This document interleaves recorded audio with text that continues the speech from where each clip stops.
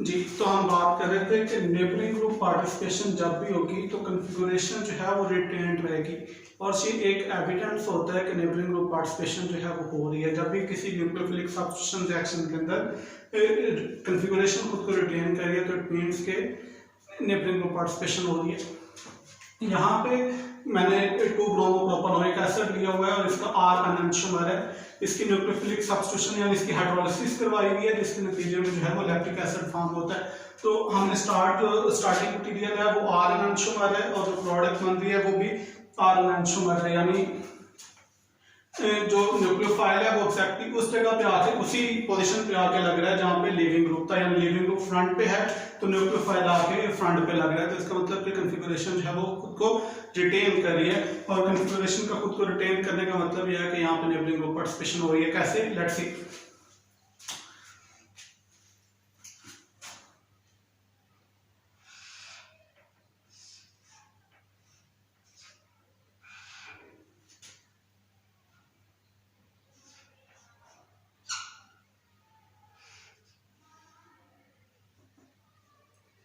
यानी ये जो एनंटियोमर है 2 ब्रोमोप्रोपेनोइक एसिड का, इसको जब हम रिएक्ट करवाएंगे,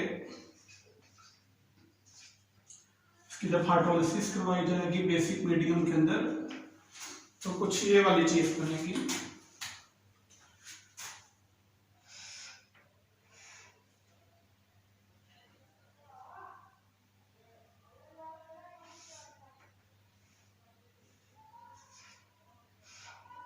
तो ये कार्बोक्सिलेट बन जाएगा, चूंकि बेसिक मीडियम है तो ये जो कार्बोक्सिलिक एसिड है ये कार्बोक्सिलेट बन जाएगा, और ब्रोमो ग्रुप जो है ये फ्रंट पे लगा हुआ है।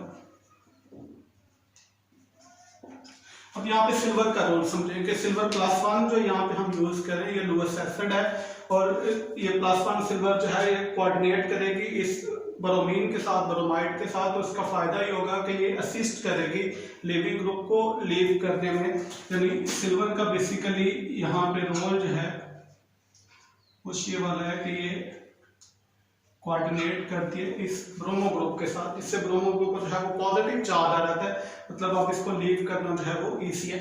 अब यहाँ पे इस ऑक्सीजन के ऊपर जो है वो लोन पेयर मौजूद है, और ये यहाँ पे पार्टिसिपेट करेगा और ब्रोमो ग्रुप को डिपार्ट करने में हेल्प करेगा।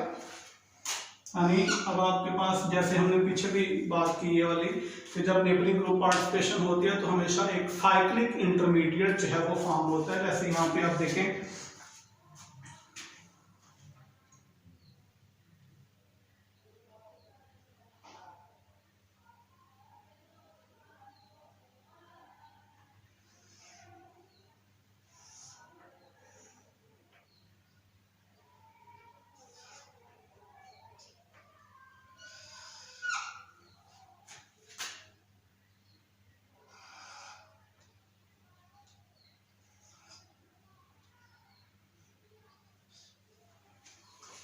ये वाला इंटरमीडिएट जो है यहाँ पे फॉर्म होगा। तो अब उसके बाद जो न्यूक्लियोफाइल है यानी वाटर, और कीप इन माइंड कि यहाँ पे हम सोडियम हाइड्रोक्साइड यूज कर रहे हैं, इसका वेरी डाइल्यूट सॉल्यूशन जो है वो यूज कर रहे हैं। इसका मतलब कि जो एक्चुअल न्यूक्लियोफाइल यहाँ पे होगा वो पानी होगा। तो अब ये साइक्लिक इंटरमीडिएट फॉर्म कर गया, जिसमें जो है वो ऑक्सीजन के लोन पेयर ने असिस्ट किया ब्रोमो ग्रुप को लीव करने में। तो ये चूंकि SN2 रिएक्शन है तो इसका मतलब है कि इस दौरान जो है वो इन्वर्जन ऑफ कॉन्फ़िगरेशन होगी। अब दोबारा से एक SN2 रिएक्शन होगा जिसमें ये यहाँ पे अटैक करेगा,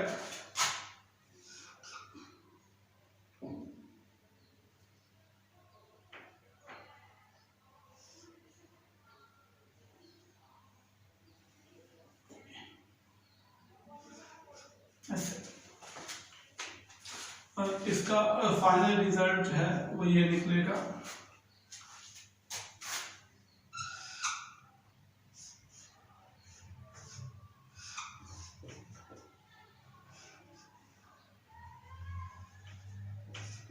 ये फाइनल प्रोडक्ट बनेगी। तो चूंकि अगेन ये एक SN2 रिएक्शन है तो इसका मतलब कि अब भी इन्वर्जन ऑफ कॉन्फ़िगरेशन होगी। तो मतलब बात करने का यह है कि दो कॉन्सेक्टिव SN2 रिएक्शन होंगे, और दो कॉन्सेक्टिव SN2 रिएक्शन होने का मतलब है कि inversion plus inversion equals retention. तो यही होता है नेबरिंग ग्रुप पार्टिसिपेशन में कि दो कॉन्सेक्टिव SN2 रिएक्शन होते हैं जिसके नतीजे में ओवरऑल कॉन्फ़िगरेशन जो है वो खुद को रिटेन कर जाती है। तो ये एक बड़ी जबरदस्त एग्जांपल है इस कॉन्सेप्ट को समझने के लिए।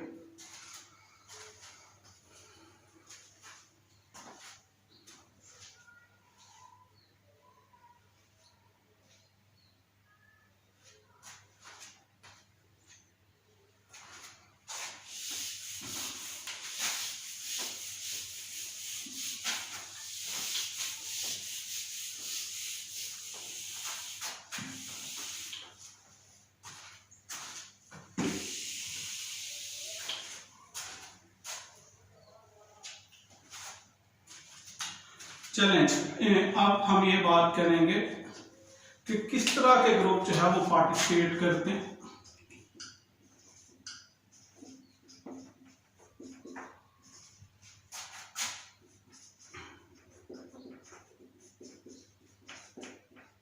तो अभी पिछली एग्जांपल्स में आप लोगों ने कुछ ग्रुप्स की हमने बात की कि जो ग्रुप जो है वो पार्टिसिपेट कर सकते हैं। तो उसमें हमने जिन ग्रुप्स की बात की, हमने बात की सल्फाइड ग्रुप की, हमने बात की कार्बोक्सिलेट ग्रुप की, इसके अलावा हमने बात की फिनाइल ग्रुप की, और अभी हम बात करने वाले हैं ईथर ग्रुप की या एमीन ग्रुप की। यानी these are some of the groups जो के पार्टिसिपेट कर सकते हैं एज नेबरिंग ग्रुप। अब ये जितने भी ग्रुप्स मैंने लिखे हुए हैं इन सारे ग्रुप्स के अंदर एक बात जो है वो कॉमन है, यानी इन सारों के पास जो है वो लोन पेयर मौजूद है। तो यहाँ से हम ये वाली बात जो है वो ले सकते हैं कि नेबरिंग ग्रुप पार्टिसिपेशन तब होगी, हमेशा नहीं, इसके अलावा दूसरे केसेस भी हो सकते हैं जब नेबरिंग ग्रुप जो है वो कोई हेटेरो एटम हो और उसके पास देने के लिए लोन पेयर हो। तो सबसे पहले हम दो ग्रुप्स को यहाँ पे जो है वो कंपेयर करेंगे, सल्फाइड और ईथर ग्रुप को, और इनको देखेंगे कि इनमें से कौन जो है वो बेटर जो है वो पार्टिसिपेट करता है और कौन जो है वो कम जो है वो पार्टिसिपेट करता है या नहीं करता सम केसेस के अंदर। तो इन दोनों को कंपेयर करने का मकसद जो है वो ये है बेसिकली, इन दोनों के अंदर जो हेटेरो एटम है वो एक ही ग्रुप से बिलोंग करता है, यानी इसमें ऑक्सीजन जो है वो 6 ग्रुप से और इसमें सल्फर जो है वो 6 ग्रुप से। तो सबसे पहले हम इन दोनों के कंपैरिजन से जो है वो बात स्टार्ट करेंगे। तो इसमें एक बात जो है वो क्लियर है कि सल्फर हेटेरो एटम जो है ये ज्यादा अच्छा पार्टिसिपेट करता है compare to oxygen heteroatom के। तो इसकी रीजन जो है वो क्या है, इसको एक एग्जांपल की हेल्प से मैं आपको बात समझाता हूं।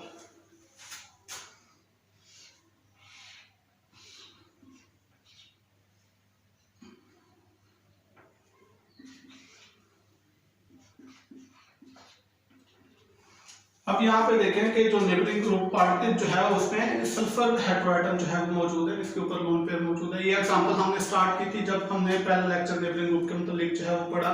तो ये वाला स्टार्टिंग मटेरियल जो है ये रिएक्ट करता है 600 टाइम्स फास्टर, जिसमें ये सल्फाइड नेबरिंग ग्रुप नहीं होता उसकी निस्बत। अब इसकी निस्बत अगर हम ऑक्सीजन हेटेरो एटम की बात करें यानी ईथर की अगर हम बात करें तो इस तरह की मैं एक एग्जांपल ले लेता हूं।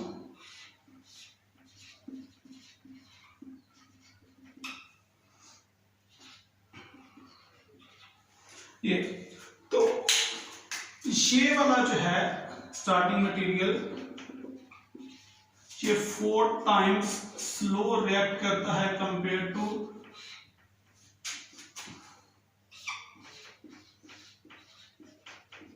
इसके। अब इसकी रीजन क्या है, ऊपर वाला जो है वो इसकी निस्बत क्यों तेज रिएक्ट करता है, ये तो ऑब्वियस रीजन है कि चूंकि सल्फर हेटेरो एटम है तो ये नेबरिंग ग्रुप पार्टिसिपेशन होगी जिसकी वजह से रिएक्शन जो है वो फास्ट होगा। यहाँ पे रिएक्शन जो है वो क्यों स्लो हुआ। अब यहाँ पे अगर आप देखो तो बिल्कुल उसी तरह से है कि इस ऑक्सीजन के ऊपर जो है वो लोन पेयर मौजूद है, जिससे हमें लग रहा है कि इससे नेबरिंग ग्रुप पार्टिसिपेशन जो है वो होनी चाहिए, वेल अच्छी बात है। लेकिन यहाँ पे आप एक बात नोट करो कि ऑक्सीजन जो है वो चूंकि कार्बन की निस्बत बहुत ज्यादा इलेक्ट्रोनेगेटिव एलिमेंट है, तो इसका मतलब यह है कि मिथॉक्सी ग्रुप जो है इंडक्टिवली इलेक्ट्रॉन विदड्रॉइंग ग्रुप है, और इसका ये वाला इफेक्ट जो है वो डोमिनेंट है compare to its neighbouring group participation. तो चूंकि ये इंडक्टिवली इलेक्ट्रॉन विदड्रॉइंग ग्रुप है तो इस वजह से ये रिएक्टिविटी को कम कर देता है। तो इसका मतलब मैं ये बात कर रहा हूँ कि ईथर अगरचे नेबरिंग ग्रुप पार्टिसिपेशन की इज क्वाइट पॉसिबल, लेकिन सल्फर जो है जब यानी सल्फाइड जो है जब सल्फर हेटेरोएटम होगा तो नेबरिंग ग्रुप पार्टिसिपेशन जो है वो ज्यादा अच्छी होती है। तो ईथर जो है वो किस तरह से होती है, अब आप देखो कि यहाँ पे ईथर जिसमें ईथर जो है वो नेबरिंग ग्रुप है तो रिएक्शन स्लो है। उसकी रीजन क्या है कि हम कह रहे हैं कि इंडक्टिवली इलेक्ट्रॉन जो है वो विड्रॉ करे। और इंडक्टिव इफेक्ट के मुतालिक आप लोगों को एक बात पता है कि जैसे जैसे डिस्टेंस बढ़ता जाता है जो इंडक्टिव इफेक्ट है उसका इम्पैक्ट कम होता जाता है। तो अगर तो ये ऑक्सीजन हेटेरोएटम जो है वो थोड़े डिस्टेंस के ऊपर मौजूद है तो इसका मतलब है कि तब इसका इंडक्टिव इफेक्ट जो है वो न्यूट्रलाइज हो जाएगा, तो नेबरिंग ग्रुप जो है वो पार्टिसिपेशन इज क्वाइट पॉसिबल। इस तरह की एक एग्जांपल हम देखते हैं।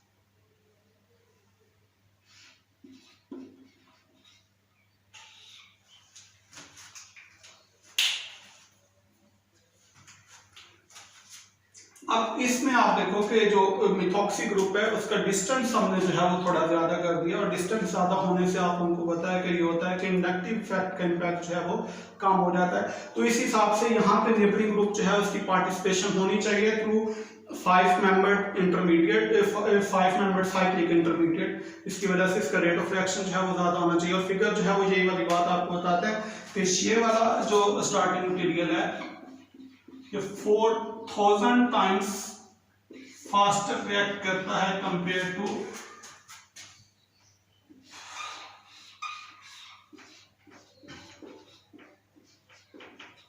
इसके जिसमें मिथॉक्सी नेबरिंग ग्रुप जो है वो मौजूद नहीं है। तो अब नेबरिंग ग्रुप पार्टिसिपेशन की रीजन जस्ट ये है कि अब इसका इंडक्टिव इफेक्ट जो है वो न्यूट्रलाइज हो गया जस्ट बिकॉज के जो डिस्टेंस है वो ज्यादा हो गया। तो किस तरह से नेबरिंग ग्रुप पार्टिसिपेशन होती है ये अभी हम बात करते हैं, यानी मैकेनिज्म इसकी जो है वो किस तरह से होगी।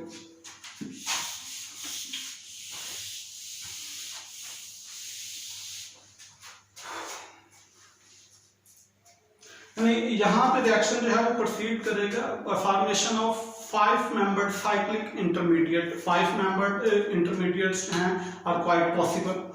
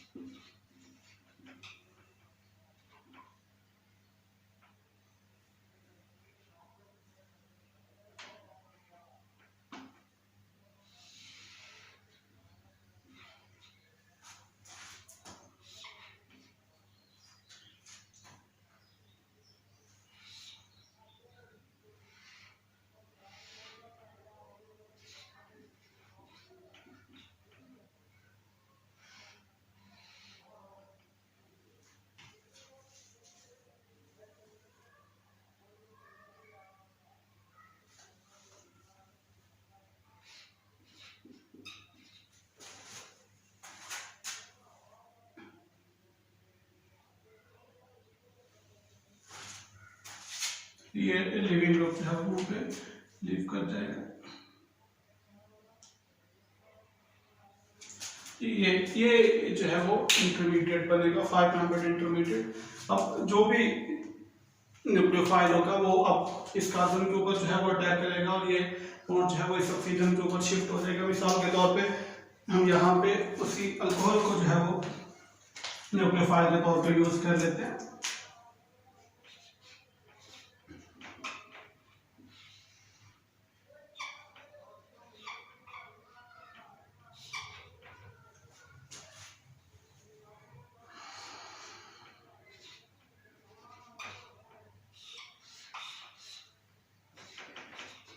ये जो है वो फाइनल प्रोडक्ट बन जाएगा। तो यहाँ तक जितनी हमने डिस्कशन किया है, इस डिस्कशन में यह है कि सल्फाइड जो ग्रुप है और जो ईथर ग्रुप है दोनों जो है वो नेबरिंग ग्रुप पार्टिसिपेट कर सकते हैं, लेकिन सल्फाइड और बैटरी इन सेंस कि सल्फाइड की जो इलेक्ट्रॉन रिटेनिंग एबिलिटी है वो उतनी जो है, चूंकि सल्फर जो है लेस इलेक्ट्रोनेगेटिव, तो इस वजह से वो इंडक्टिवली इलेक्ट्रॉन विड्रॉइंग ग्रुप नहीं है। लेकिन ईथर्स में ऑक्सीजन चूंकि इंडक्टिवली इलेक्ट्रॉन विड्रॉइंग ग्रुप है, तो क्वाइट पॉसिबल के some time neighbouring group participation का इफेक्ट जो है वो ना रहे।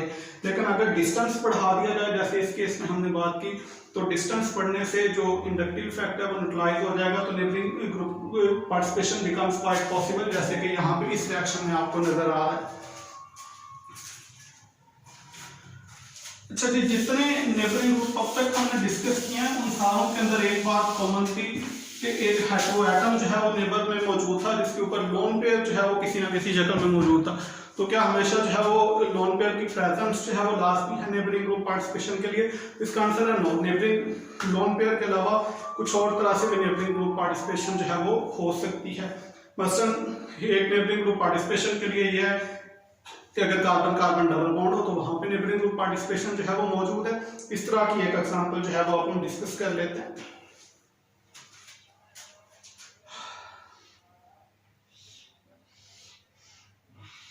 ये एग्जांपल जो है वो अगरचे हमने स्टार्ट में भी ली थी, दोबारा से हम इसको जो है वो डिस्कस कर लेते हैं। ये तो इसको हम न्यूक्लियोफाइल के साथ जो है वो रिएक्ट करवाएंगे, यानी एसिटिक एसिड के साथ।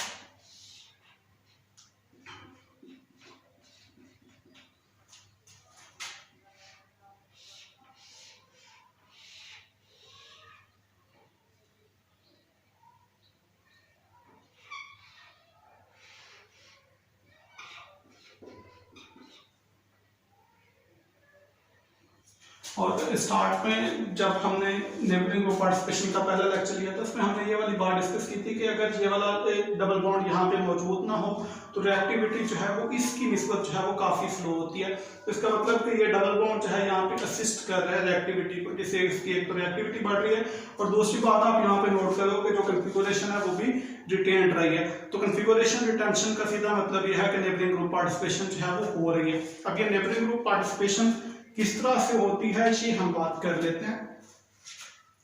तो नेबरिंग ग्रुप पार्टिसिपेशन में होता है कि दो कॉन्सेक्टिव SN2 रिएक्शन होंगे, जिसके नतीजे में जो है वो रिटेंशन ऑफ कॉन्फ़िगरेशन होगी।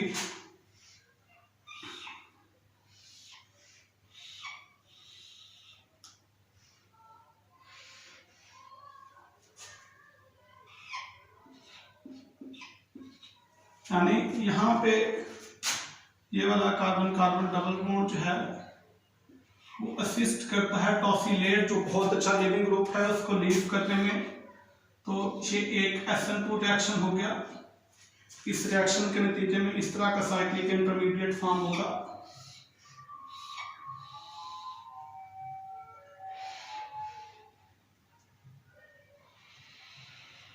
ये वाला साइक्लिक इंटरमीडिएट फॉर्म होगा।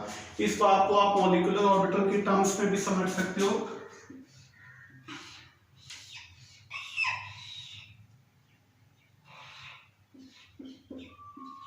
कि यहाँ पे कार्बन ऑक्सीजन बॉन्ड जो है लिविंग ग्रुप का, उसके पास ये अनफिल्ड ऑर्बिटल है सिग्मा स्टार, जो कि एम्प्टी है। और यहाँ पे जो कार्बन हैं, यहाँ पे कार्बन कार्बन डबल बॉन्ड जो है, इसके पास फील्ड ऑर्बिटल है, फील्ड पाई ऑर्बिटल्स हैं ये।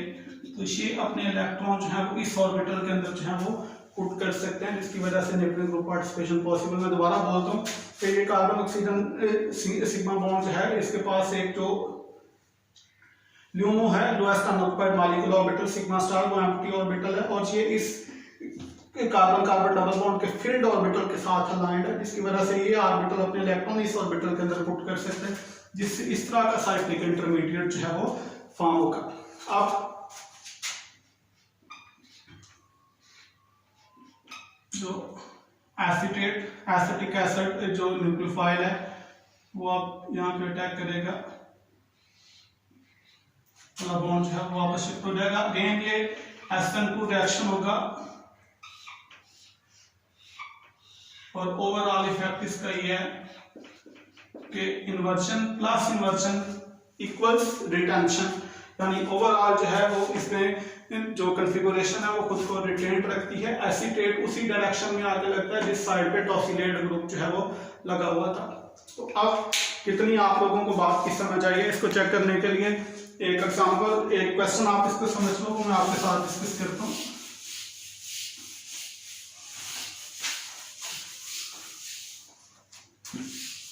ये आप लोगों के लिए क्वेश्चन है।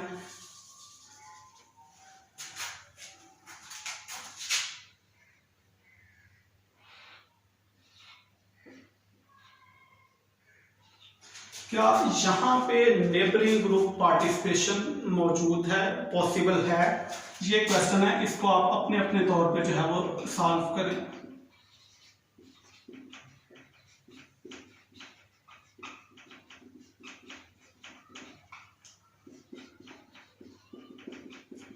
क्या इस सबस्ट्रेट के अंदर, इस स्टार्टिंग मटेरियल के अंदर नेबरिंग ग्रुप पार्टिसिपेशन का कोई चांस मौजूद है? ये क्वेश्चन है।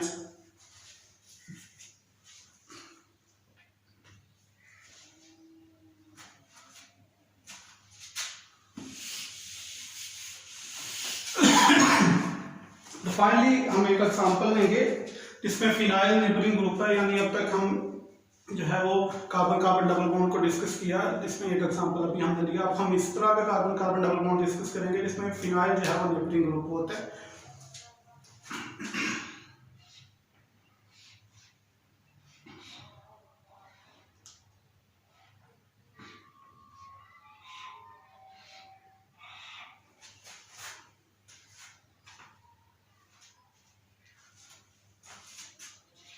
ये टॉसिलेट नेबरिंग ग्रुप है।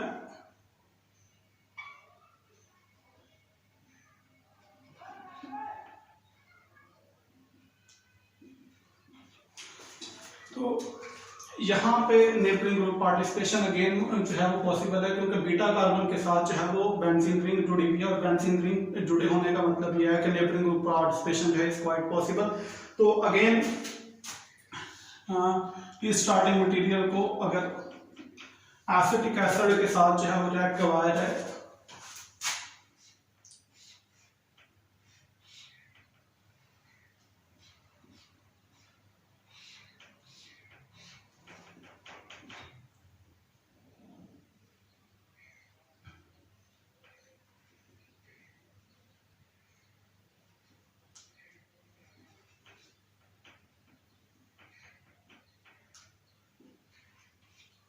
तो ये प्रोडक्ट बनती है, और इस प्रोडक्ट को देखते ही आप अंदाजा कर सकते हो कि यहाँ पे नेबरिंग ग्रुप पार्टिसिपेशन हुई है। यानी आप किस तरह से अंदाजा कर सकते हो, क्योंकि जो कॉन्फ़िगरेशन है वो खुद को रिटेन कर रही है, और पीछे हम यही बार बार बात कर रहे हैं कि जब भी रिटेंशन ऑफ कॉन्फ़िगरेशन होगी तो you should always look for neighbouring group participation. तो किस तरह से नेबरिंग ग्रुप पार्टिसिपेशन यहाँ पे हुई है ये हम बार डिस्कस कर लेते हैं। यानी किस तरह से दो कॉन्फेक्टिव SN2 रिएक्शन होंगे।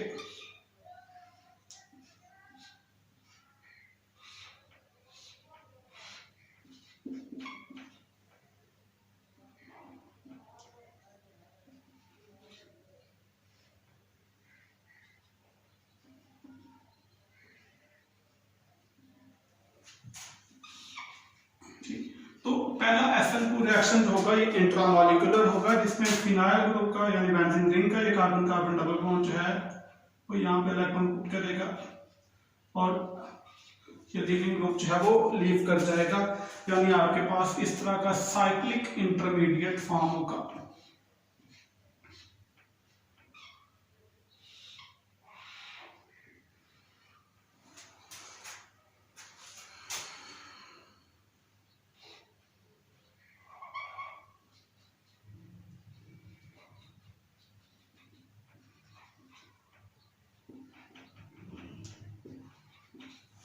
ये वाला साइक्लिक इंटरमीडिएट जो है वो फॉर्म होगा जब carbon carbon double bond participate करेगा इस कार्बन के साथ। तो ये एक SN2 रिएक्शन हो गया।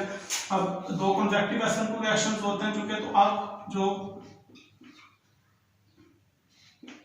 न्यूक्लियोफाइल है वो अटैक करेगा इस कार्बन के ऊपर, ये वाला बॉन्ड जो है वो वापस आ जाएगा, फाइनल प्रोडक्ट बन जाएगी।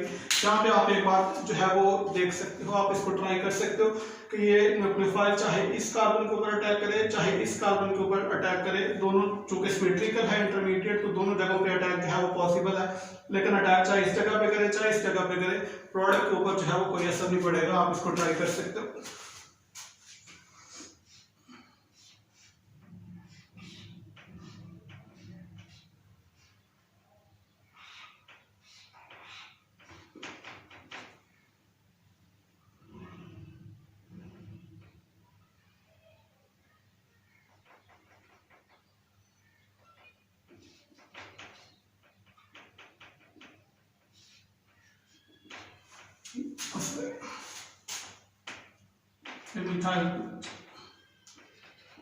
तो ये जो है वो फाइनल प्रोडक्ट बनेगी इस रिएक्शन में।